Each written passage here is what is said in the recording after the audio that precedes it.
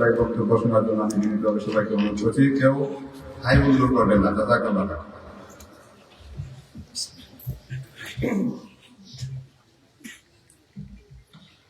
السلام عليكم ورحمة الله وبركاته. الحمد لله.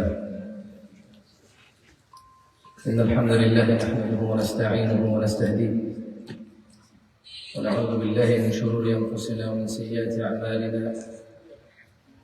من يهده الله فلا مضل له ومن يضلل فلا هادي له. وأشهد أن لا إله إلا الله وحده لا شريك له وأشهد أن محمدا عبد الله ورسوله. أما بعد، فإن أحسن الحديث كتاب الله وخير الهدي هدي محمد صلى الله عليه وسلم وشر الأمور محدثاتها وكل محدثة بدعة وكل بدعة ضلالة وكل ضلالة في النار. فيا عباد الله، প্রশংসা আল্লাহ তাআলার, যিনি আমাদের সৃষ্টি করেছেন এক বিন্দু তুচ্ছ পানি থেকে, তারপরে এই পৃথিবীতে প্রেরণ করেছেন সুন্দরতম অবয়বে নর এবং নারী হিসেবে। আলহামদুলিল্লাহ। অসংখ্য দুরূদ ও সালাম নাযিল হন মুস্তাফা সাল্লাল্লাহু আলাইহি ওয়াসাল্লামের উপর, যার পরে পৃথিবীতে আর কোন নবী রাসূল আগমন করবেন না, যিনি ইমামুল আম্বিয়া, ইমামুল মুরসালিন, খাতামুন নবিয়্যিন, হাবিবুল্লাহ, নবিয়ুল্লাহ, রাসূলুল্লাহ সাল্লাল্লাহু আলাইহি ওয়াসাল্লাম। আমরা সবাই বলি আল্লাহুম্মা সাল্লি আলা মুহাম্মাদ ওয়া আলা আলি মুহাম্মাদ কামা সাল্লাইতা আলা ইব্রাহিম وعلى آل إبراهيم إنك حميد مجيد. اللهم بارك على محمد وعلى آل محمد كما باركت على إبراهيم وعلى آل إبراهيم إنك حميد مجيد.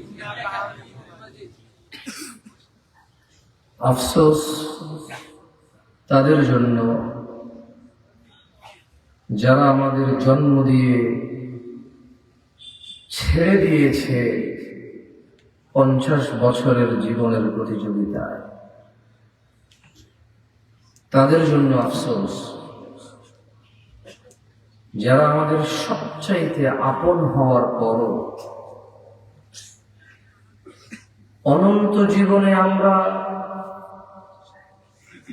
জান্নাতে নাকি জাহান্নামে যাব সে সম্পর্কে আমাদের ধারণা এবং গুরুত্ব দেয়নি।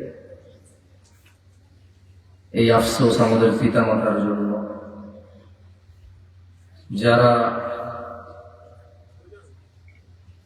অমানুষের মতো পরিশ্রম করে যাচ্ছে, দিন রাত এক করে দিচ্ছে,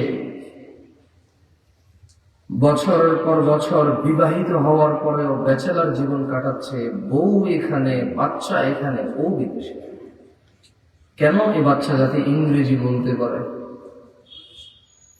এই বাচ্চা যাতে 50-60 বছর বেঁচে থাকবে, তার এই 50-60 বছরে যাতে নেতা হইতে পারে, নেত্রী হইতে পারে, ডাক্তার হইতে পারে, ইঞ্জিনিয়ার হইতে পারে, শিক্ষক হইতে পারে, শিক্ষিকা হইতে পারে, চাকর হইতে পারে, চাকরানি হইতে পারে।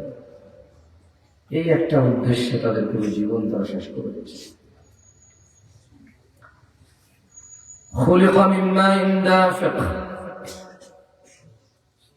তাদের পাঁজরের হাড় থেকে বেরিয়ে আসা এক ফোঁটা পানি যেটা তুচ্ছ, যে কেউ ঘৃণা করে,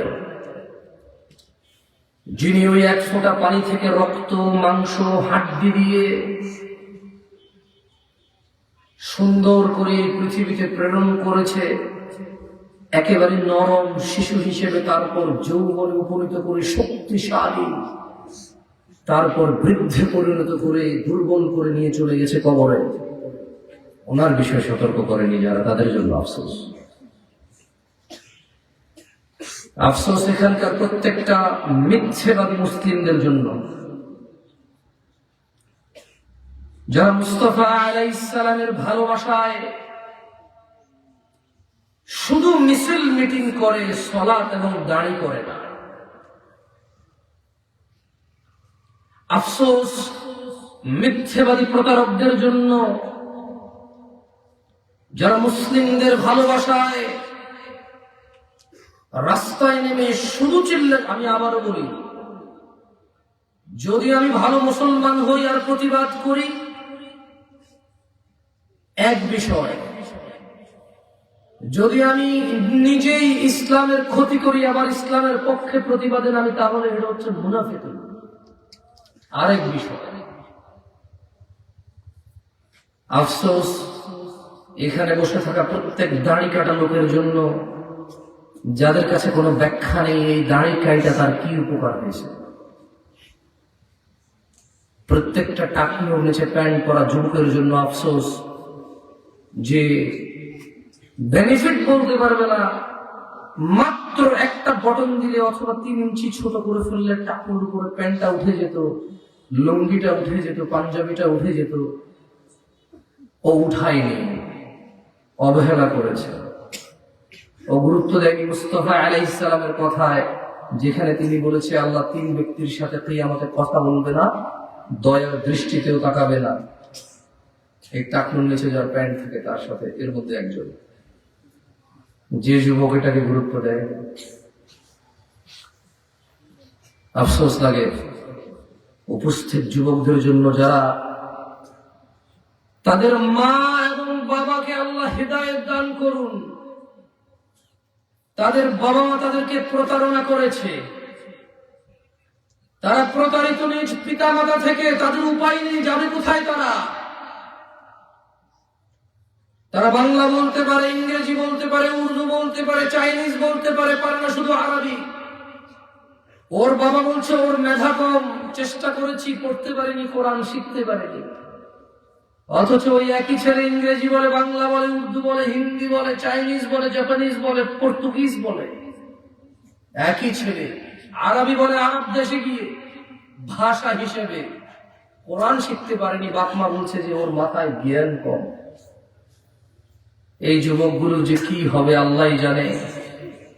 তারা প্রতারিত নিজ পিতা মাতা থেকে, তাদের প্রতারণার দায় তাদের পিতা মাতা। এই যুবক নিজে বড় হওয়ার পরে নিজ চেষ্টায় ব্যবসা করে, চাকুরি করে, দিনমজুরি করে, উপার্জন করে, বন্ধু বান্ধবী ঠিক করে, এ শহর থেকে ওই শহরে যায়, জয় করে বহু মানুষের হৃদয়। কিন্তু সে শুধু এ সিদ্ধান্ত নিতে পারে না যে কোরআন শিখতে হবে। কেন? কোরআন হচ্ছে ফুরকান, সত্য মিথ্যার পার্থক্যকারী। জান্নাতে যেতে হলে জানতে হবে, জানতে বাধ্য, আদারওয়াইজ যাবে কিভাবে? কোন পথে জান্নাত আছে?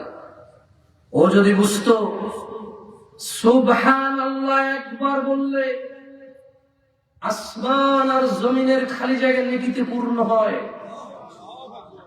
ও যদি এটা হাদিস পড়তো, জানতো আলহামদুলিল্লাহ একবার বললে হাসরের মাঠে দাঁড়িপাল্লা ভালোর দিকে ভারী হয়ে যাবে, ও যদি কোরআন সুন্নাহ পড়তো, জানতো আল্লাহুম্মা সাল্লি আলা মুহাম্মদ, দুরূদ পড়লে একবার রহমত নাজিল হয় 10টা, গুনাহ মাফ হয় 10টা, নেকি হয় 10টা, মর্যাদা বৃদ্ধি হয়। তাহলে না ও বুঝতো জান্নাত কত সোজা। ও যদি কোরআন হাদিস পড়তো, জানতো ফজরের 2 রাকাত সুন্নত, দুনিয়া আর দুনিয়াতে যা আছে, ফজরের 2 রাকাত সুন্নত, দুনিয়া আর দুনিয়াতে যা আছে তার চাইতে উত্তম। তার মানে আখিরাতে মিজানের পাল্লায় যে যার 2 রাকাত ফজরের সুন্নত থাকবে, আর যে ব্যক্তি এই পুরো পৃথিবীর স্বর্ণ, হীরা, মতি, মাণিক্য, টাকা পয়সা, জায়গা জমি, যত কিছু আছে পৃথিবী আর পৃথিবীতে যা আছে সম্পদ, সবকিছু যদি এক পাল্লায় রাখে, ফজরের 2 রাকাত সুন্নত যদি এক পাল্লা রাখে, ফজরের 2 রাকাত সুন্নতকে মুস্তাফা আলাইহিস সালাম বলছে উত্তম। ও যদি কোরআন সুন্নাহ পড়তো তাহলে নাও জানতো সকালবেলা 8টা বাজে ঘুম থেকে উঠে সালাত বাদ দিয়ে, কোরআন বাদ দিয়ে, রাত 11টায় ঘরে ফিরে 60 বছর এভাবে জীবন যাপন করে কি অর্জন করা যায়। আর আল্লাহর অনুগত্য করে ফজরে 5টায় উঠে 2 রাকাত সুন্নত পড়ে কি অর্জন করা যায়। ওর বাপ মা যদি ওকে শিখাইতো, ও জানতো আফসোস এই যুবক প্রতারিত নিজ পিতা মাতা থেকে, নিজ জন্মদাতার, নিজ গর্ভধারিণী থেকে। এ বাচ্চার এই সর্বনাশের দায় বাচ্চার বাবা মার। এ বাচ্চার বাবা মা কিভাবে পার পাবে? যে যার বাচ্চাকে যা শিখাইছে তা হয়েছে, কম বেশি সব পারছে, শুধু পারে না কোরআন পড়তে, কোনদিন পড়েনি হাদিস, শুধু পারে না আরবি। ও নিজ পিতা মাতাকে সম্মান করে না, ও তো আল্লাহকেই চেনে না। কে ওকে শিখাবে পিতা মাতার গুরুত্ব কি? কে শিখাবে? আফসোস ও প্রতারিত ওর নিজ পিতা মাতা থেকে। এত বড় ধোঁকা ফেরাউন তার বাচ্চাকে দিছে কিনা সন্দেহ আছে। এত বড় ধোঁকা নমরুদ তার বাচ্চাকে দিছে কিনা সন্দেহ আছে।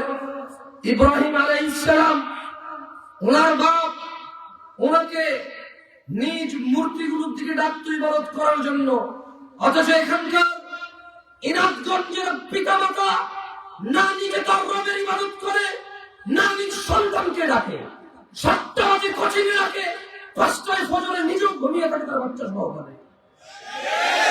আপনারাই তো ঘুমিয়ে থাকেন, ঠিক বলছেন, লজ্জা লাগে না? লজ্জা হওয়া উচিত। শরম উঠে গেছে। আমি ভাবছি সিলেটের মানুষ ঢাকা থেকে অনেক দূর, অনেক দূরের শহর, লজ্জা শরম আছে। আপনি দেখি নিজ কৃতকর্মে স্বীকারোক্তি দিচ্ছেন হাসি মুখে।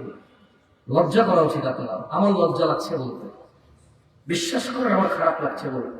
ছেলেগুলো দূর দূরান্ত থেকে শুনতে আসছে আমাকে, জামশেদ ভাই আসবে কিছু একটা কথা বলবে, নিজে ইয়াংদের নিয়ে কথা বলবে, ইয়াংদের প্রবলেম বুঝবে, হয়তো এই আশা করে বাচ্চাগুলো আসছে। কিন্তু আমার তো খারাপ লাগছে ওর বদনাম করতে। কি করবো আমি? কি করবো আমি বলেন? এই বাচ্চা আজকে এই ওয়াজ শুনছে, ও ধরে নিয়েছে আগামী বছর শীতকালে 365 দিন পরে আবার এখানে আরেকবার আসবে। আর কোন ধর্মীয় শিক্ষার প্রয়োজন নাই। এটাই ওর ধারণা, এটাই ও লালন করে। দেখেন না ওয়াজ মাহফিলের আয়োজকদের বেশিরভাগই দাঁড়িয়ে টাকা, ভীমরতি, হিপোক্রেসি, বিভ্রান্ত। ইসলাম নিয়ে যারা চিল্লাচিল্লি করে, নিজেকে যারা দায়ী মনে করে, হক প্রচারক মনে করে, তারা পর্যন্ত প্রকাশ্যে সুন্নাহকে জবাই করে, প্রকাশ্যে ঝগড়াঝাটিতে লিপ্ত হয়, প্রকাশ্যে বেনামাজি হয়ে ঘুরে। তারা পর্যন্ত আমাদের কি অবস্থা বলেন? আল্লাহ আমাদেরকে বোঝার তৌফিক দান করেন। আমি বেশি কিছু বলবো না, আমি ভালো কথা বলতে পারি না। তুমি যদি বলো যে বলতে, আমি বক্তব্য শেষ করে দেবো। এখন যদি তুমি বলো যে কিছুক্ষণ বলতে, তাহলে তোমার বদনাম ছাড়া কিছু করতে পারবো না আমি। আমার পক্ষে সম্ভব নয়। বলে দেবো এখানে আসছো, ফেরেশতা ঢেকে আছে আকাশ পর্যন্ত, আছে হাদিস, ঠিক আছে, কিন্তু তুমি কি এটা জেনে এসেছো এখানে? বলো তুমি কি এটা জেনে এসেছো যে আমি এই ইসলাম শিক্ষার এখানে যাব? তাইলে কি হবে? ফেরেশতা আমাকে ঢেকে রাখবে আসমান পর্যন্ত। আল্লাহ জিজ্ঞেস করবে এরা কারা, কেন এসেছে? অথচ আল্লাহ নিজেই জানে। তারপর ফেরেশতাদেরকে জিজ্ঞেস করবে, ফেরেশতারা বলবে যে এরা আপনার বান্দা, আপনার দিন শিখতে আসছে। তোমরা কি এটা জেনে এসেছো এখানে? জেনে আসলে তোমরা এসেছো, তোমাদের কোন একজন বক্তাকে পছন্দ, তার কথা বলার আন্দাজ ভালো, তাকে দেখতে এসেছে, তাকে শুনতে এসেছে। ইসলাম শিখতে আসলে, ইসলাম শিখতে আসলে ডক্টর সাইফুল্লাহ স্যারের যখন এখানে বক্তব্য দিচ্ছিল, তখন তোমরা নিস্তব্ধতা অবলম্বন করে চুপ করে শুনবা। তোমরা ভেবেছো আমার জন্য এসে দাঁড়িয়ে যাবার আমি তোমাদের বাহবা বলবো। যেদিন আমি তোমাদের এইসব তোষামুখ মেনে নিয়ে খুশি হয়ে যাব, সেদিন তোমরাও আমাকে পছন্দ করবে না। আমাকে তোমরা এই জন্যই পছন্দ করো কারণ আমি চেষ্টা করি আমার বিরুদ্ধে গেলেও সত্য কথা বলবে অথবা চুপ থাকতে। এটা আমি চেষ্টা করি। তো যাই হোক, বলবো তোমাদের বিরুদ্ধে যাবে, ঠিক আছে। যেহেতু এখানে বেশিরভাগ অধিকাংশ তোমরা যুবক এসেছ, তাই তোমাদের নিয়েই কথা বলি, সেটাই ভালো হবে। তবে তোমাদের একটা কথা বলে রাখি, এই ইনাদগঞ্জে কি একটা সময় সিনেমা হল ছিল? ওকে। এই ইনাদগঞ্জে কি একটা সময় ওপেনে এত গান বাজনা ছিল? ছিল না? আচ্ছা, এই ইনাদগঞ্জে কি মেয়েরা প্যান্ট শার্ট পরে এখন যতটুকু দেখা যায়, তোমার দাদির যুগে কি এতটুকু ছিল? তাহলে তোমাকে ছোট্ট একটা গল্প বলি, শোনো, তুমি তাহলে বুঝবা। সবার আগে ইহুদি নাসারারা আমাদের এই দেশ থেকে যারা ওইসব দেশে গিয়েছিল, তারা ওখান থেকে বেপরদা হয়ে এই দেশে এসেছিল, আর বেশিরভাগ বসবাস করতো ঢাকা শহরে। কোথায়? তুমি দেখো না, প্যান্ট শার্ট পরা মানুষগুলো, মেয়েগুলো যখন ভোটের জন্য তোমাদের সামনে আসে বোরকা পরে আসে, দেখছো? তুমি দেখো না, ইসলাম নিয়ে বদনাম করা লোকগুলো যখন ভোটের জন্য আসে টুপি মাথায় দিয়ে আসে, দেখো না? ওরাই আবার মন্দিরে গিয়ে বলে যে মা কালী, দুর্গা দুর্গা। ইউরোপের অথবা পশ্চিমা বিশ্বে যারা গিয়ে উলঙ্গ যদি পতিতাও ছিল, এই দেশে আসার পরে তার হাজবেন্ড, তার বয়ফ্রেন্ড তাকে বোরখা পরা নিয়ে আসতেছে, আদারওয়াইজ এই সমাজ অ্যাকসেপ্ট করতো না। বুঝছো না? বলে না? দেখো আজকে ইনাদগঞ্জে তুমি বলছো, আমি বলছি, মেয়েরা স্কুল হচ্ছে কো-এডুকেশন, মেয়েদের ছেলেদের পাশাপাশি বসা, স্কুল ড্রেসই হচ্ছে প্যান্ট আর জামা। দেখতে পেয়েছো এটা? অপেক্ষা করো, তোমার এই ধূমপান প্রকাশ্যে 20 years এর মধ্যে তোমার এলাকার মেয়েরা রাস্তায় হেঁটে সিগারেট খাবে। আস্তে কথা, ঠিক ঠিক বলিও না তো বেশি। তুমি দেখো না, একসময় তুমি প্যান্ট শার্ট পরতে, পাঞ্জাবি ছেড়ে দিয়ে পরো, জায়েজ আছে, ঢিলে ঢালা হইলেই চলে। জরুরি না যে পাঞ্জাবি করতে হবে, কেউ কোনো মায়ের বেলা প্রমাণ করতে পারবে না যে পাঞ্জাবি করতে হবে, জায়েজ, ঢিলে ঢালা হইলেই চলে। বুঝছো না? বুঝো না? বাট তুমি দেখো না, একসময় ছেলেরা মেয়েদেরকে প্রতারণা করতে মোবাইলে, এখন মেয়েরাও শুরু করছে। দেখো না, একসময় ছেলেরা অযথায় মেয়েদেরকে তালাক দিয়ে দিত, এখন দেখো না মেয়েরা জামাই বিদেশ, নিজের জামাইকে ডিভোর্স দিয়ে আরেক জায়গায় চলে গেছে। দেখো না? তাহলে তুমি কেন ভয় পাচ্ছ না আরেকজনের বোনের ইজ্জত নষ্ট করতে? প্রকাশ্যে ভাবে নেশা, জুয়া, এগুলোতে লিপ্ত হতে কেন ভয় পাচ্ছ না? 20 বছর লাগবে তোমার বউ জুয়া খেলা শুরু করবে, 20 বছর লাগবে তোমার বউ ইয়াবা খাওয়া শুরু করবে, গাঁজা খাওয়া শুরু করবে। সেদিন তোমার পরিবারের কি হবে? তোমার বাচ্চার কি হবে? কে মানুষ করবে বাচ্চা? তুমি পুরুষ, এটা বুঝতে তোমার তো কষ্ট হচ্ছে কেন? যে তুমি নোংরা ছিলে, এখন তোমার বউ নোংরা। তুমি সুদী ছিলে, এখন তোমার বউ সুদ খায়। তুমি অশ্লীল ছিলে, এখন তোমার বউ অশ্লীল। তুমি নেশাখোর ছিলে, এখন তোমার বউ নেশাখোর। ঢাকা শহরে অনেক মহিলা আছে। কেন বুঝতে চাও না? এগুলো ছিল দেশের বাইরে, আসছে ঢাকা, গেছে চিটাগং, এখন এই ইনাদগঞ্জের মতো গ্রাম অঞ্চলে চলে আসছে। সিনেমা, নাটক, গান বাজনা, ব্যাপারটা দেখায় করা, অশ্লীলতা, নেশা। তাহলে 20 বছর পরে তুমি যা করছো এটা তোমার এলাকার মেয়েরাও করবে। প্রস্তুত থাকো, লাঞ্ছিত আর অপমানিত হওয়ার জন্য প্রস্তুত থাকো, প্রস্তুত থাকো। কোন বাচ্চা মানুষ হবে না। হ্যাঁ, 2 হাত 2 পা, চোখ নাক, মানুষ এরকম হবে, জান্নাতি মানুষ, আল্লাহর আবেদ মানুষ অতি কষ্ট হয়ে যাবে। ইত্তাকুল্লাহ ইয়া শাবাব, যুবক, আল্লাহকে ভয় করো।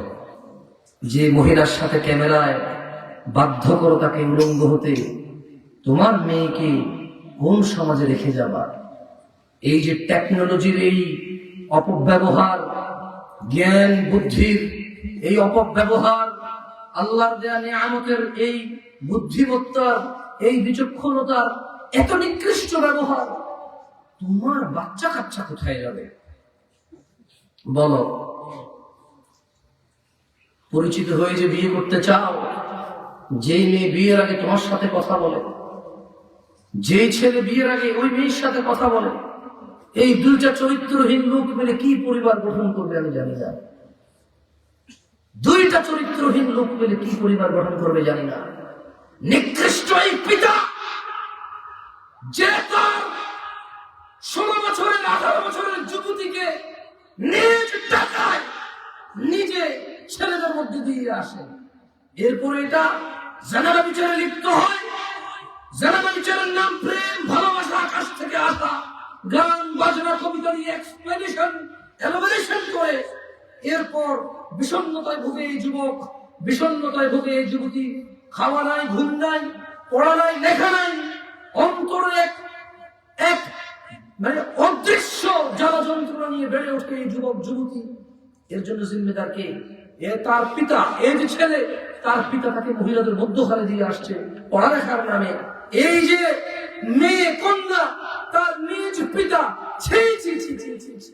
এত নিকৃষ্ট হয় নাকি মানুষ নিজের বাচ্চা মেয়েটাকে, যাকে হেফাজতের দায়িত্ব আল্লাহ তাকে দিয়েছে, রব বলেছে, মুস্তাফা আলাইহিস সালাম বলেছে, যে ব্যক্তি 3টি কন্যা সন্তান সুন্দর করে মানুষ করে মুসলমানের হাতে তুলে দেয়, মুস্তাফা আলাইহিস সালামের সাথে জান্নাতে থাকবে। যে 2টি কন্যা সন্তানকে মানুষ করে অনুরূপ মুস্তাফার সাথে জান্নাতে থাকবে। যদি কারো মাত্র একটা কন্যা হয়, ওইটাকে যদি সুন্দর করে ইসলামের উপরে মানুষ করে, তারপর মুসলমানের হাতে তুলে দেয়, খাস জিম্মেদারি মুস্তাফা আলাইহিস সালামের সাথে জান্নাতে থাকবে। এত বড় অপরচুনিটি, এত বড় পুরস্কার, আল্লাহর দেওয়া এত বড় আমানত, নিজে যাইয়া ছেলেদের মধ্যে ঘরে রেখে আসছে। ছি ছি ছি ছি। এ বাচ্চা মেয়ে জানা করেছে, এ বাচ্চা মেয়ে জানাকে প্রেম ভালোবাসা হিসেবে শিখতে পেরেছে, শিখেছে। এর জন্য জিম্মেদার কে? কে ওকে ছেলেদের মধ্যে রেখে আসছে? কে? কে? ওর বাবা, ওর মা। ও কি জানতো নাকি? ও কি জানতো নাকি কোনটা আরবি, কোনটা ইংরেজি, কোনটা বাংলা, কোনটা হিন্দি? ও কি জানতো নাকি এই পৃথিবী এত গুরুত্বপূর্ণ? ও কি জানতো নাকি যে আমি মেয়ে, ও ছেলে? ও কি জানতো নাকি পর্দা কি? ও কি জানতো নাকি মুসলমান কি? ও কি জানতো নাকি জানালা বিচার কি? ও কি জানতো নাকি প্রেম কি? ওকে ওর বাপ মা শিখিয়েছে। ওর বাপ মা ওকে মুসলমান শিখায়নি, ওর বাপ মা ওকে পর্দা শিখায়নি, ওর বাপ মা ওকে ইজ্জত আবরু কি শিখায়নি, ওর বাপ মা ওর নিরাপত্তার জন্য কোনো ব্যবস্থা গ্রহণ করেনি। আবার ওই একই বাপ মা যখন এই ছেলে মেয়ে একে অপরের সাথে পরিচিত হয়ে গেল, এক বিষণ্ণতায় ভুগছে, একে অপরের দূরত্বতার। মেয়ের বিয়ে ওখানে, ছেলের বিয়ে এখানে, পালায় যাবে, এই করবে, সেই করবে, আত্মহত্যা করবে, এক বিষণ্ণতায় নিজে ভোগে, পুরো পরিবারকে ভোগায়। এর জন্য জিম্মেদার কে? কে? বাবা। ওই মেয়ে কি নিজে নিজে যা ভর্তি হয়েছে? হ্যাঁ, মেয়ে কি জানে আমি পড়ালেখাকে একবারও তুচ্ছ করিনি? তোমরা যদি মনে করো জামশেদ মজুমদার পড়ালেখাকে ছোট করে বলছেন, আমি বলতে চাচ্ছি যে মেয়েকে মেয়ে পড়াবে, মেয়েকে মেয়ে পড়াবে, ছেলেকে ছেলে পড়াবে। সব মেয়েরা মেয়েদের সাথে পড়বে, ছেলেদের কোনো অপশন থাকবে না। সব মেয়েরা মেয়েদের সাথে পড়বে, অপশন থাকবে না ছেলেদের। সব ছেলেরা ছেলের সাথে পড়বে, অপশন থাকবে না মেয়ের। শিক্ষিত হয়েছে, যোগ্য হয়েছে, কাজকর্ম করবে, সুযোগ আছে, তাহলে মেয়ে মেয়েকে সার্ভিস দিবে, ছেলে ছেলেকে সার্ভিস দিবে। আমি বলছি এটা, আমি একবারও বলিনি কে করতে পারবে কি করতে পারবে না। আমি একবারও কাউকে ছোট কাউকে বড় করিনি। যেমনটা সিম্পলি যদি বলি, আমি মেয়ে মা হবে, ছেলে বাবা হবে। সিম্পলি যদি আমি বলি সে মেয়ে ও ছেলে, সেপারেটেড জেন্ডার, কাউকে আমি ছোট বলিনি, কাউকে আমি বড় বলিনি। সিম্পলি ওটা আসমান, এটা জমিন, অথবা এইটা কুলাউড়া, সরি এটা হচ্ছে কি ইনামগঞ্জ, ওটা হচ্ছে হবিগঞ্জ, এটা হচ্ছে সিলেট, ওটা হচ্ছে চট্টগ্রাম। দুটো আলাদা শহর, দুইটাই বাংলাদেশ, দুইটাই মানুষ থাকে, দুইটাই মূল্য সমান, দুইটাই স্বাধীন, আলহামদুলিল্লাহ। সিম্পলি আমি এটা বলি। যাই হোক, চলে যাব তোমাদের অবক্ষয় নিয়ে সামান্য কথা বলবো। কথা বলবো না করে তো অনেক বলে ফেললাম রে। ইদানিং ছেলেদের মনে একটা প্রশ্ন লাগে যে আচ্ছা, সিগারেটের কথা কোথায় হারাম বলা আছে? কোরআনে কি ইয়াবার নাম আছে? গাঁজার নাম আছে? হিরোইনের কি নাম আছে কোরআনে হাদিসে? এলএসডি হারাম কোথায় বলা আছে? কোথায় বলা আছে টিকটিকি লেস দিয়ে নেশা করা যাবে না, জুতার ঘাম খাওয়া যাবে না? এই ধরনের কিছু কোয়েশ্চেন থাকে। ভাই আমার, 10টা 10 বাজে, আমি সর্বোচ্চ 10 থেকে 12 মিনিট কথা বলে বিদায় নেব এখান থেকে। দেখো তোমার কোনো কাজে আসে না, তুমি আস্থা রাখো। যদি 10 মিনিট তোমার জীবনে কোনো কাজ না আসে, আমি আগামী 50 মিনিট আরো কথা বললে তোমার জীবনে কাজে আসবে না। কেন আসবে না? কারণ বহু মুহাদ্দিস বলেছে, ওয়াল আসর, জামানার কসম, ইন্নাল ইনসানা লাফি খুসর, নিশ্চয়ই মানুষ ক্ষতিগ্রস্ত, ইল্লাল্লাযিনা আমানু, ওই মানুষরা ছাড়া যারা ঈমান এনেছে, ওয়া আমিলুস সালিহাত, সৎকর্ম করেছে যে মানুষগুলো, তারা ছাড়া, ওয়াতাওয়াসাউ বিল হক, যারা সৎ পথে ছিল, সত্যবাদী ছিল, ওয়াতাওয়াসাউ বিস সবর, যারা বিপদ আপদে কষ্টে ধৈর্যশীল ছিল। তারা ব্যতীত এই পৃথিবীতে সকল মানুষ সত্যবাদী, ধৈর্যশীল, ঈমানদার, সৎকর্মশীল। এই 4 ব্যক্তি ব্যতীত আল্লাহ সুবহানাহু ওয়া তাআলা কোরআনে বলছে, ইন্নাল ইনসানা লাফি খুসর, নিশ্চয়ই 4 ক্যাটাগরির মানুষ ছাড়া সবাই ক্ষতিগ্রস্ত।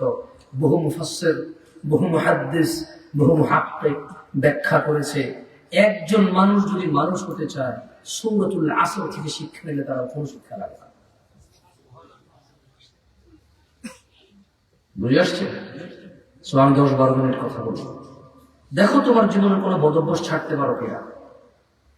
যদি তুমি বদভ্যাস ছাড়তে পারো, তুমি আমার ফেসবুক আইডি জানো, ভেরিফাইড, মেসেজ দিও যে ভাই, আপনি যে বিষয়ে নিষেধ করে গিয়েছেন আল্লাহর নবীর পক্ষ থেকে সাল্লাল্লাহু আলাইহি ওয়াসাল্লাম, আল্লাহর পক্ষ থেকে, তা আমি আল্লাহর ভয়ে, জান্নাতের আশায় জাহান্নামের ভয়ে মুস্তাফা আলাইহিস সালামের আদর্শ অনুসরণ করে ত্যাগ করেছি। আসেন আর কিছু নসিহত করে দেন, আমি আবার আসবো ইনশাআল্লাহ। আবার এসে তোমাকে অন্য কিছু নিষেধ করে দিয়ে যাবো। আজকে তোমাকে 2-3টা বিষয় নিষেধ করে দিয়ে যাচ্ছি। বর্তমানে আমাদের যুবকদের মধ্যে সবচাইতে সহজ এবং ব্যাপকভাবে যে সমস্যায় আমরা জড়িত, সেটা হচ্ছে নেশা, মাদক, ইয়াবা, গাঁজা। এত ইজি হয়েছে, নেশার মধ্যেই পড়ে না। ক্লাস 8 এর ছেলে ইয়াবা খায়, ক্লাস 9 এর ছেলে ইয়াবা খায়, ক্লাস 8-9 এর ছেলেরা প্রশ্ন করে ও জানাই লিখতে হয়েছে। অবাক হয়ে যায়। এই দেশে 5 বছর বয়সে পড়াশোনা শুরু করলে 8 মানে 13 বছর বয়স। এই দেশে 7 বছর বয়সে পড়াশোনা করলে, প্লে নার্সারি, কেজি এগুলা পড়লে 12-13 বছর, 14-15 বছরের ভিতরে ম্যাট্রিক দেয় তোলা পাইনি। বলছে যে কিভাবে ফিরে আসবো, আমি জানাই লিখতে হয়েছি। কি বলে এই ছেলে? ক্লাস 9 এ পড়ে, ক্লাস 9 এর ছেলে বলছে যে কিভাবে ফিরে আসবো, জানাই লিখতে হয়েছে। ক্লাস 8 এর মেয়ে বলে যে কিভাবে মুক্ত হবো, জানাই লিখতে হয়েছে। ছেলে ছবি তুলে রেখে দিছে, বাপ মাকে বলে দিবে, বারবার ডাকে। ক্লাস 8 এর ছাত্র, তার বাপ মা তাকে কিভাবে মানুষ করছে, কোথায় নিয়ে ছেড়ে দিয়েছে? ক্লাস 9 এ তার সতীত্ব হারালো, তার ইজ্জত আবরু হারালো।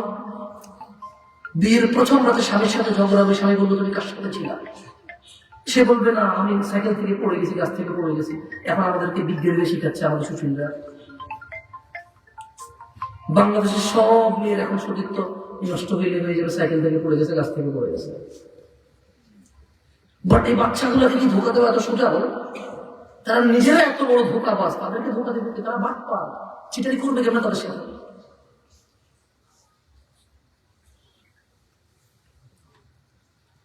ইসলামের সব ধরনের মাদক দ্রব্য হারাম।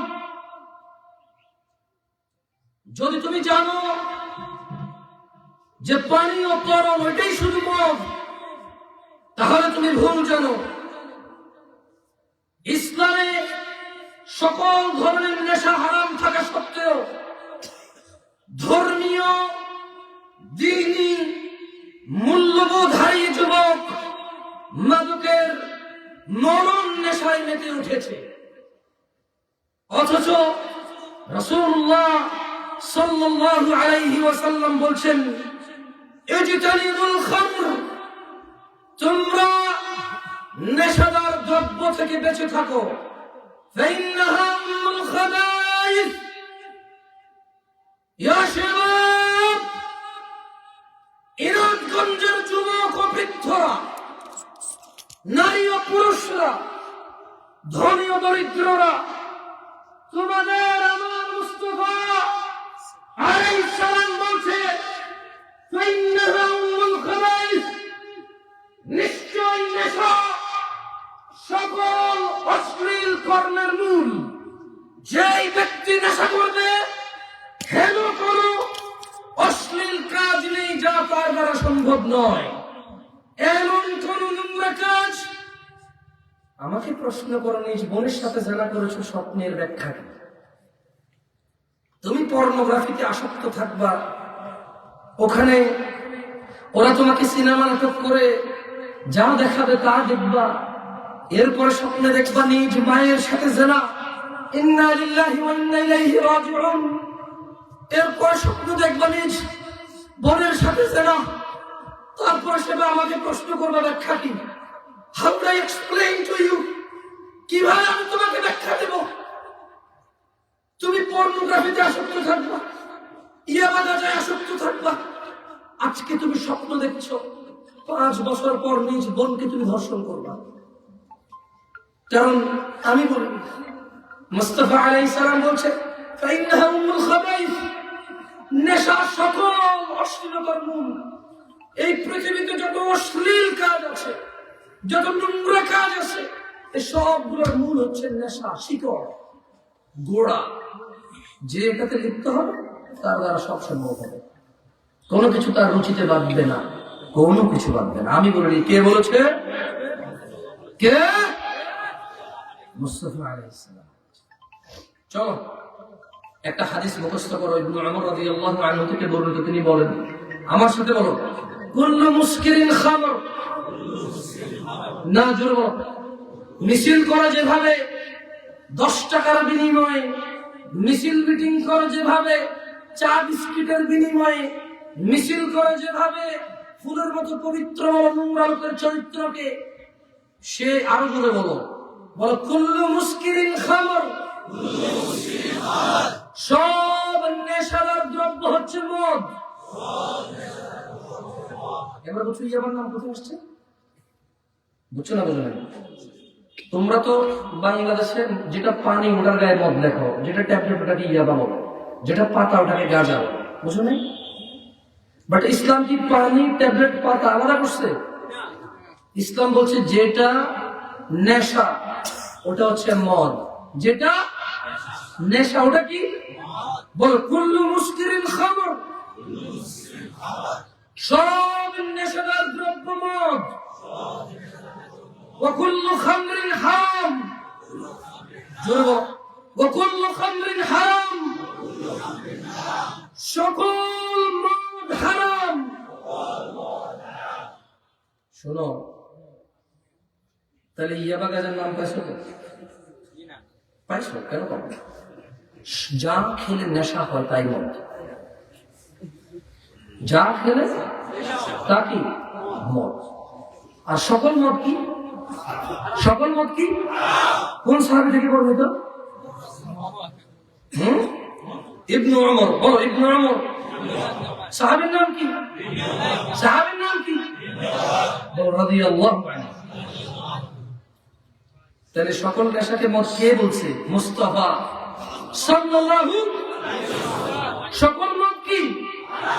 হারাম। শোনো, তোমাদেরকে বলি, যুগ যুগান্তর থেকে আমাদের সমাজের আনাচে কোনাচে এই পাইচারি করছে মাদক। এই কি বলে এটাকে, কিভাবে আমাদের যুবকদেরকে সাধু সন্ন্যাসী পর্যন্ত মানায় ফেলতেছে নেশাগ্রস্ত বেড়ে, বুঝছো? দেখো তোমার একটা ছোট্ট উদাহরণ নেই। মাদকে কেউ আতঙ্কিত, আবার কেউ আনন্দিত। মাদকে কেউ আতঙ্কিত, আবার কেউ আনন্দিত। তোমার একটা ছোট্ট উদাহরণ থেকে বুঝবা তুমি। দেখো, ধরো তুমি যদি রাস্তাঘাটে মদ খাও, তাহলে তোমার সবাই গা জুড়িয়ে নেশাই বলবে না? তুমি লালন ফকিরের মাজারে যে গাঁজা খাও, তাহলে তোমার সন্ন্যাসী বলবে। কি বলবে? হ্যাঁ, বুঝছো কিভাবে ধোকা দিচ্ছে আমাদেরকে? হ্যাঁ, বুঝো নাই? হ্যাঁ,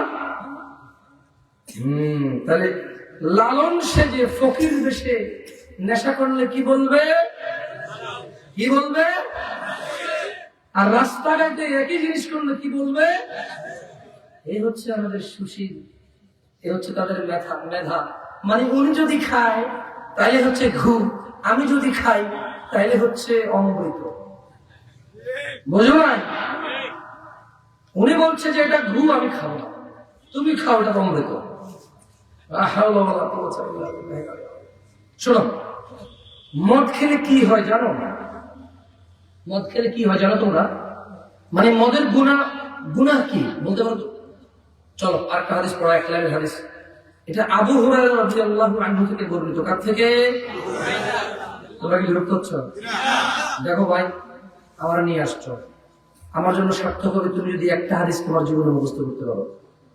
আজকে না হয় কালকে, কালকে না হয় পরশু, তোমার জীবনে না হলে তোমার বাচ্চার জীবন হলে এটা কাজে আসবে ইনশাআল্লাহ। বলো, মুদমিনুল খামরি কোন সাহাবী থেকে বর্ণিত? জোরে বলো, কোন সাহাবী থেকে? রাদিয়াল্লাহু আনহু। রাসূলুল্লাহ সাল্লাল্লাহু আলাইহি ওয়াসাল্লাম থেকে আবু হুরায়রা রাদিয়াল্লাহু আনহু বলছেন, বলো, মুদমিনুল খামরি, পাঁচবার বলো, মুদমিনুল খামরি, সর্বদা নেশাকারী। মুদমিনুল খামরি, সর্বদা নেশাকারী। মুদমিনুল খামরি, সবসময় নেশাকারী। মুদমিনুল খামরি, সবসময় নেশাকারী। কাআবিদি ওয়াতন, মূর্তি পূজকের মতো অপরাধী। আমি বলছি কে বলছে? কে বলছে? কোন সাহাবী থেকে বর্ণিত? তো কোন হাদিসে আছে বলো? ইবনে মাজাহ। হাদিসের বইয়ের নাম কি? হাদিস নাম্বার কত বলো? 3375। হাদিসের বইয়ের নাম কি? জোরে বলো, হাদিসের বইয়ের নাম কি? হাদিস নাম্বার কত? হাদিসের মান কি বলো? সহিহ। হাদিসের মান কি? বইয়ের নাম কি? সাহাবীর নাম কি? বলছে কে? আর আল্লাহ মুস্তাফা সম্পর্কে কি বলছে? ওয়ামা ইয়ানতিকু আনিল হাওয়া ইন হুয়া ইল্লা ওয়াহয়ুন ইউহা। মুহাম্মদ সাল্লাল্লাহু আলাইহি ওয়াসাল্লাম নিজ থেকে কথা বলে না, প্রবৃত্তির শিকার হয় না, যা আল্লাহ নাযিল করে তাই বলে। তাহলে মূল কথা কার?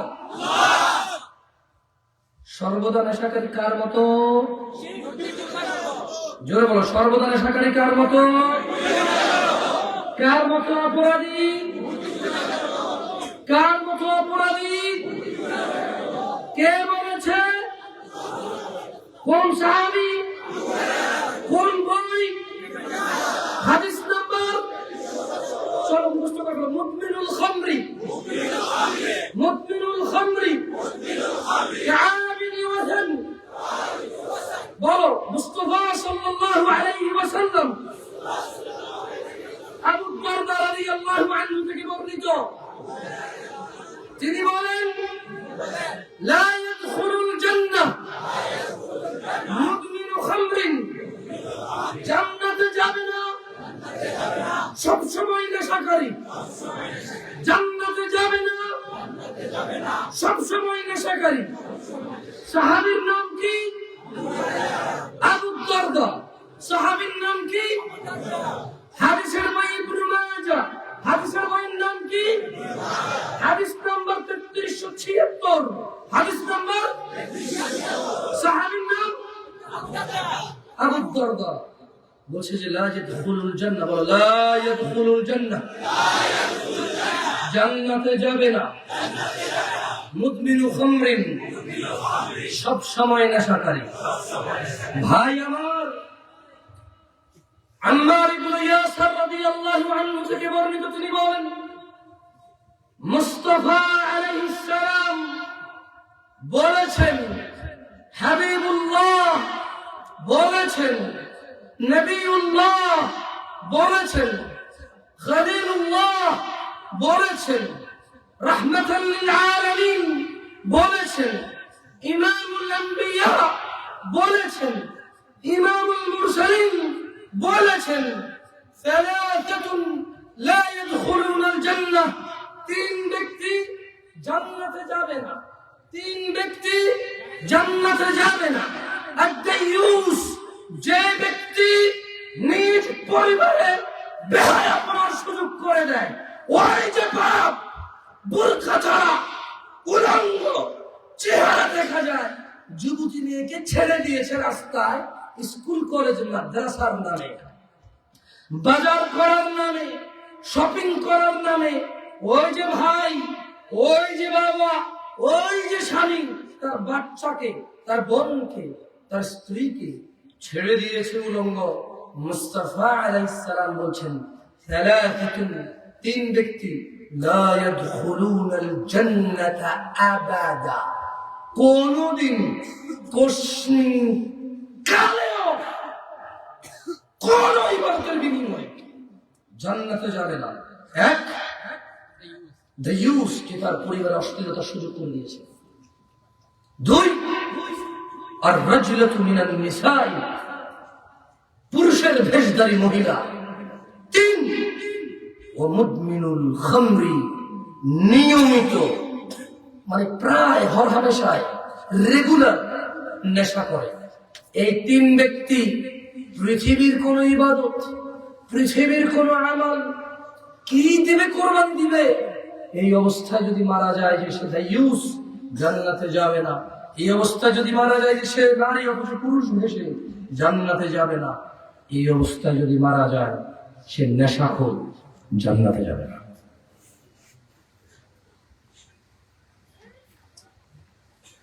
কিছু বুঝতে পেরেছ? বলো এবার কেন দাঁড়িয়ে থাকো? কি, কাকে দেখাও? কাকে দেখাও? তোমার শিখেছি কি দাঁড়িয়ে থাকা? বলতে পারো? ন্যাংটান আছে সিনেমার নায়ক, ও শিখেছে। যে বলে জানা জান্নাত থেকে আসে, তোমার লজ্জা করে পায়ের জুতা খুলে মারতে পারো না তখন টেলিভিশনের মধ্যে? তোমার জুতা কি কাজে লাগে?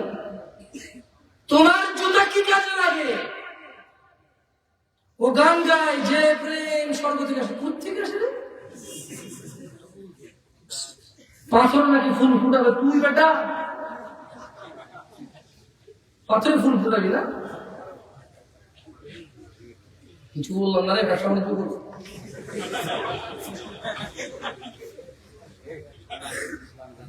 যাক, এটা হয়তো আল্লাহর ইচ্ছা, এটাই হয়তো আমার নিয়ন্ত্রণ। আলহামদুলিল্লাহ, তাহলে কি না কি বলে ফেলতাম। আল্লাহর প্রশংসা, আলহামদুলিল্লাহ। কি বলবো শোনো, সাহাবীর নাম মুখস্থ করো। বলো আব্দুল্লাহ ইবনে আমর রাদিয়াল্লাহু আনহু। পাঁচবার বলো নিজেরা, আব্দুল্লাহ ইবনে আমর রাদিয়াল্লাহু আনহু। বলো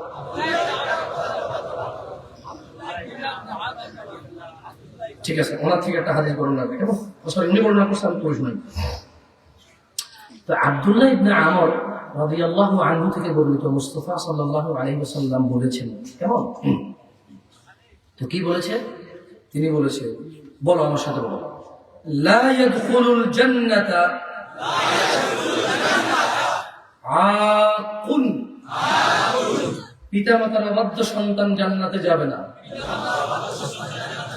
তোমাদের মসজিদের ইমামরাও বাপ্পারে খাওয়া নেই অনেক সময়, গালিগালাজ করে না?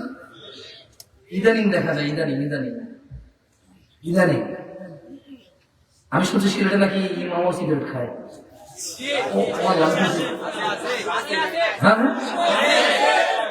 ভাই কেউ আমার প্রতি দিয়ে না তারা সাক্ষী দিতেছেন, আমি কিছু আমি শুনছি, আমি জানি ওরা সাক্ষী দিচ্ছে। এই ক্যামেরা ঘুরে এদেরকে দেখা ওরা সাক্ষী, আমি জানি। আমার একদিন একজন বলল যে ওই এক মসজিদে নামাজ পড়ি না, যাচ্ছিলাম এক জায়গায়, তো সিলেটে কোন দুর্ভাগ্যক্রমে বা সৌভাগ্যক্রমে এক মসজিদে নামাজ পড়ার সুযোগ হয়েছে। আমি দেখলাম যে সিগারেট টানতেছে, টাইনে ফালাই দিয়ে যায় উজু করে নামাজ পড়াচ্ছে। এইবার আমি চিন্তা করলাম হয়তো পথযাত্রী কিনা, আমার তো মাথা খারাপ হয়ে গেছে দেখে। ওর বেশ পোশাক কিন্তু পথযাত্রীর মতো না, স্থানীয়। তো পরে আমি সালাম টাইমে জিজ্ঞেস করলাম কি অবস্থা, কি করে, তো বললো যে মসজিদের ইমাম সাহেব। পরে আমি কি বলবো, মানে বুঝতেছিলাম না যে হে ইমাম, আমি তো সাধারণ মানুষ। আমি বলি যা বলি এটা কি সম্ভব? হ্যাঁ, এদেশে টুপি না পড়লে কোনো নামাজ দিও না, এখানে ইমাম ফেলে সিগারেট খায় মানুষ মানে বলে।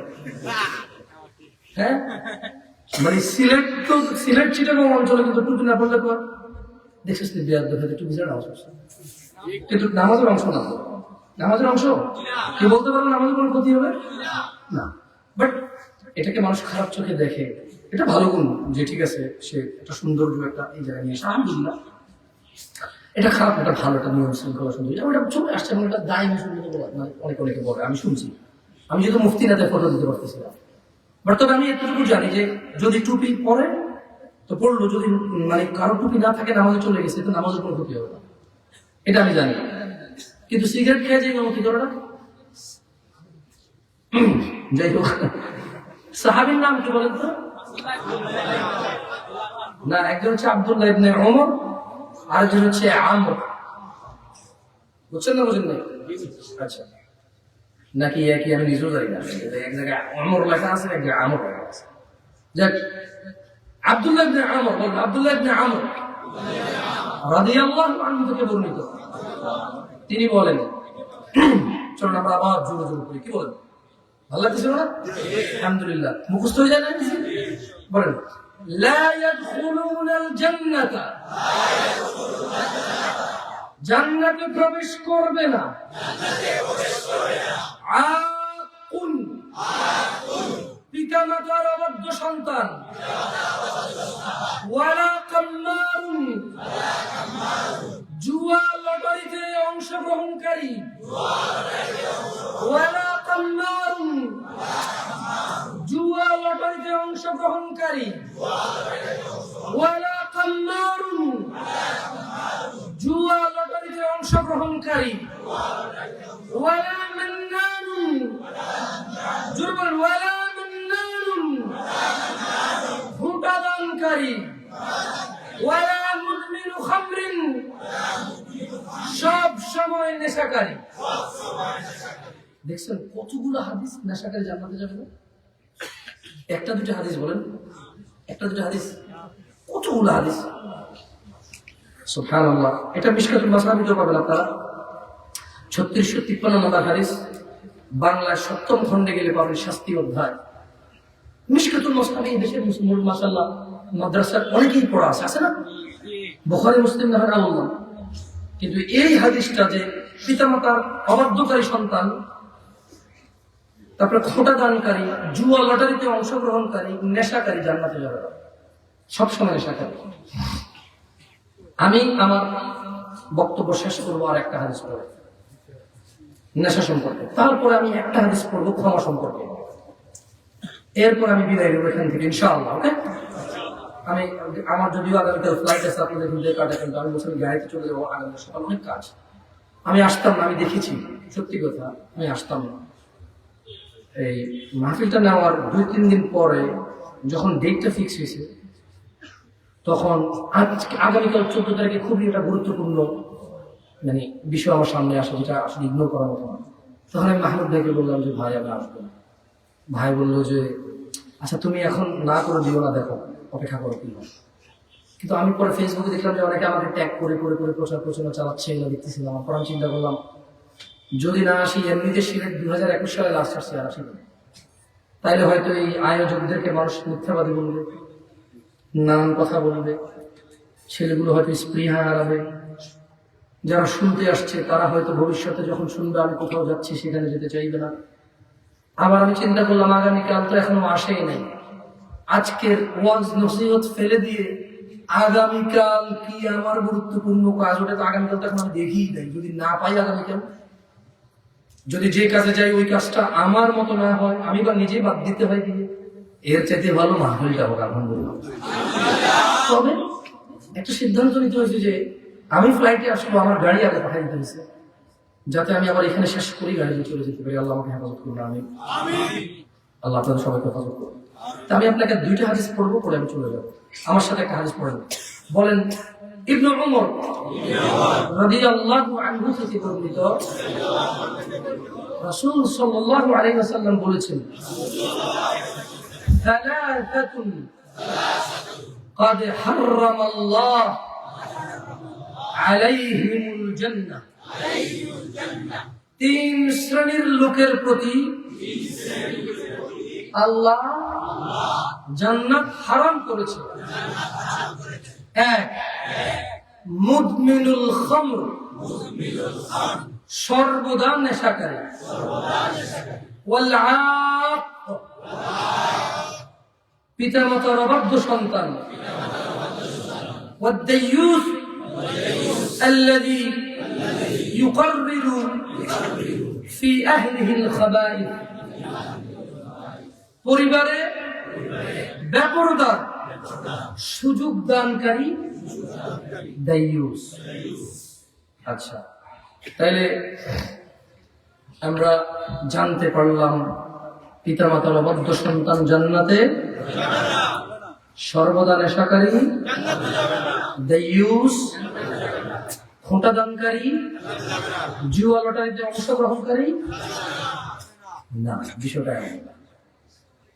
এবার আমি বলি, আরে আল্লাহ গফুর, বলো আলহামদুলিল্লাহ।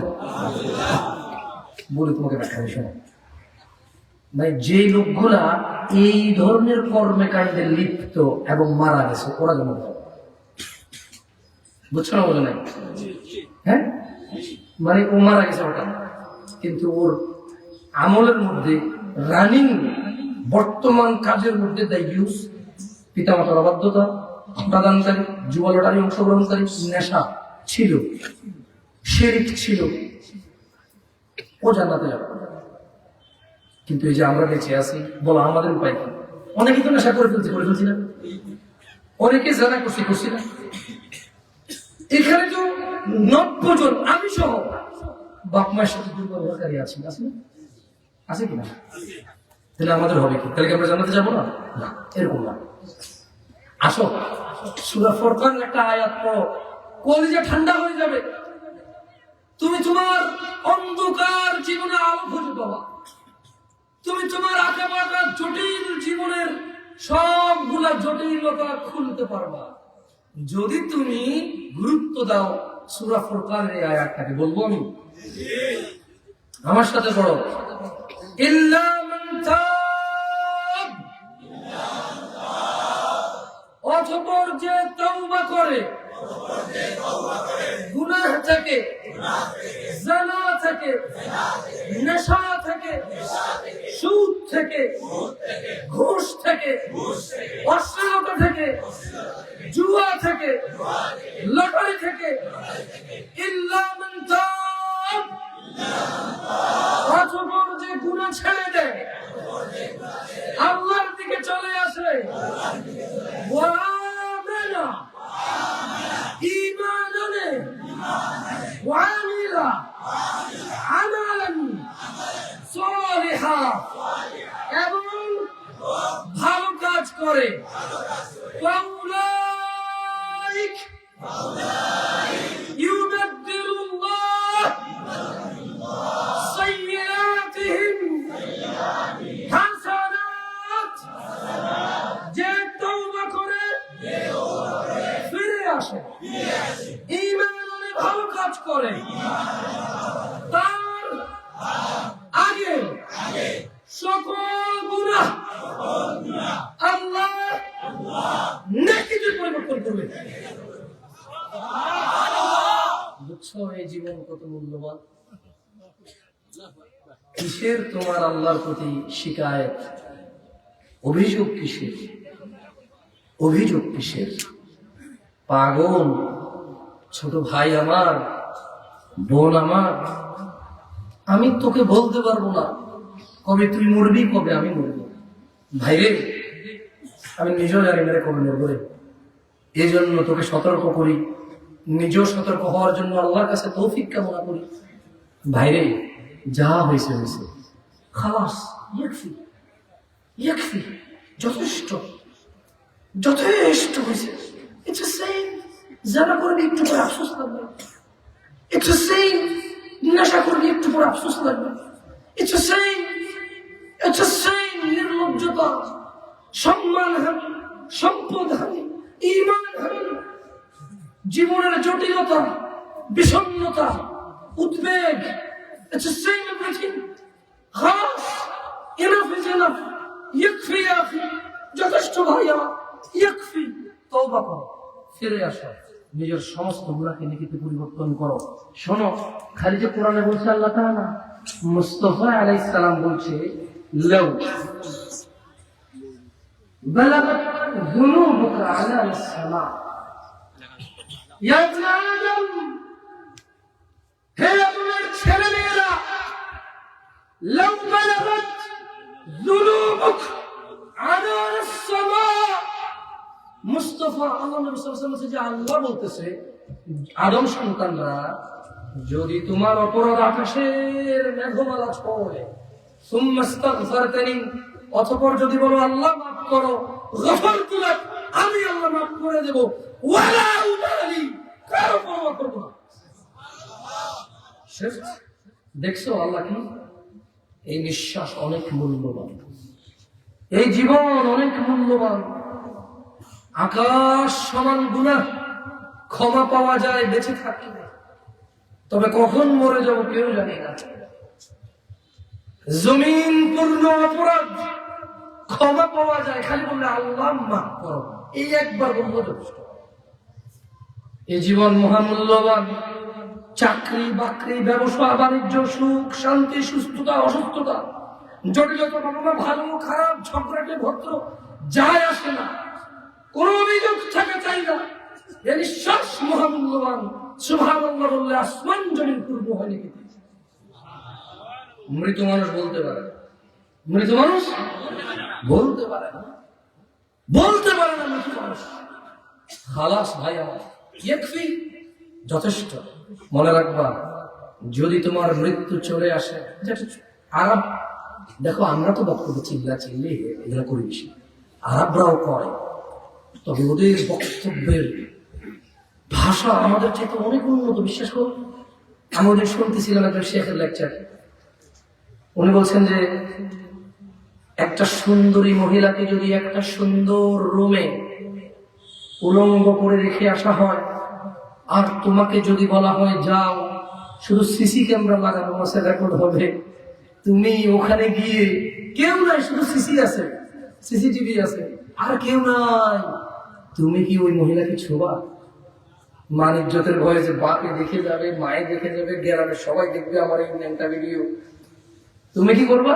কিছু তুমি বলতে, আল্লাহ তো দেখতে পাচ্ছে, ফেরেশতারা দেখতে পাচ্ছে। এরপর উনি একটা সত্য কথা বলছেন, বলে যে কিভাবে সেদিন লজ্জা ঢাকবা, যেদিন আল্লাহ উন্মুক্ত করবে মানুষের আমল, এইভাবে দেখা যাবে মানুষের সামনে মানুষের আমল কৃতকর্ম, সেদিন কিভাবে তুমি নজর মেলাবা বাপ মায়ের সাথে, আত্মীয় স্বজনের সাথে, আল্লাহর সাথে বা কিভাবে নজর মেলাবা নিজের এই কৃতকর্ম দেখে। উনি বলছে, তাইলে কি তুমি সিসিটিভিকে যতটা ভয় পাও, আল্লাহকে অতটাও ভয় পাও না? তাহলে কি তুমি আল্লাহকে ছোট করে সিসিটিভিটাকে যতটুকু মূল্য করো, অতটুকু মূল্য আল্লাহকে দিবা না? ভাই আমার, ওনার বক্তব্য খুব সুন্দর ছিল, শুনছি বহুবার, চিন্তা করছি তোমাদের বলবো, সুন্দর করে ওনার মতো পারি নাই, সত্যি পারি না। আমি আর কন্টিনিউ করবো না, কারণ আমার হচ্ছে না। ওনার বক্তব্য আমি কনভিন্স ছিলাম, আমি মেনে নিয়েছিলাম, আমার কাছে দারুণ লেগেছিল। ওয়াল্লাহি যে দারুণ আমার কাছে লেগেছিল, যে আমি বলতে আসছি পারতেছিলাম না, বললাম। তবে ওনার বক্তব্য অনেক সুন্দর ছিল এই বিষয়টা। উনি সুন্দর করে উদাহরণ দিয়েছিল নেশা আর জানার অপরাধের। আল্লাহ আমাদেরকে বুঝার তৌফিক দান করুন। বলতো ইবনু মাজার কত নম্বর হাদিসে সর্বদা নেশাকারী জান্নাতে যাবে না? 3175 এবং মাশাআল্লাহ, তোমরা শিখছো তাইলে? বল, মুদমিনুল খামরি কাআবিদি ওয়াতান, নেশাকারী মূর্তি পূজকের মতো অপরাধী। নেশাকারী মূর্তি পূজকের মতো অপরাধী। আকুলু কওলি হাযা واستغفر الله لي ولسائر المؤمنين والمؤمنات فاستغفروا إنه هو الغفور الرحيم আমি আল্লাহর কাছে আমার জন্য ক্ষমা চাই, আল্লাহ আমাকে ক্ষমা করুন। তোমাদের জন্য ক্ষমা চাই, আল্লাহ তোমাদের ক্ষমা করুন। তোমরাও তোমাদের জন্য আল্লাহর কাছে ক্ষমা চাও, আল্লাহ তোমাদের ক্ষমা করুন। তোমরাও আল্লাহর কাছে আমার জন্য ক্ষমা চাই, আল্লাহ আমাকে ক্ষমা করুন। সুবহানাকা আল্লাহুম্মা ওয়া বিহামদিকা আশহাদু আল লা ইলাহা ইল্লা আনত আস্তাগফিরুকা ওয়া আতুবু ইলাইক। ওয়াসসালামু আলাইকুম ওয়া রাহমাতুল্লাহি ওয়া বারাকাতুহু।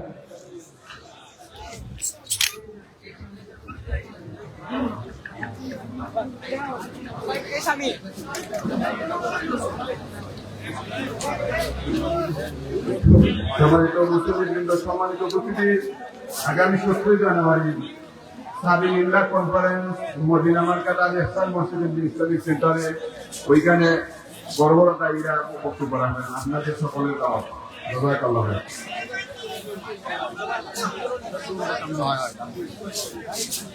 এই দুইটা আপনারা নিলো হ্যালো